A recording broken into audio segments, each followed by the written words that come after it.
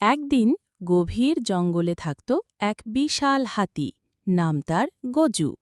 গজু ছিল শান্ত স্বভাবের, কারও ক্ষতি করত না।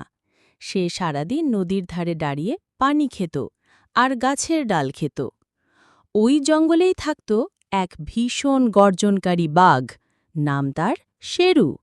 শেরু খুব শক্তিশালী হলেও মাঝে মাঝে একা একা মনে কষ্ট পেত।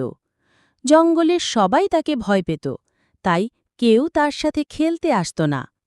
একদিন দুপুরে শেরু শিকার খুঁজতে গিয়ে নদীর ধারে গজুকে দেখল।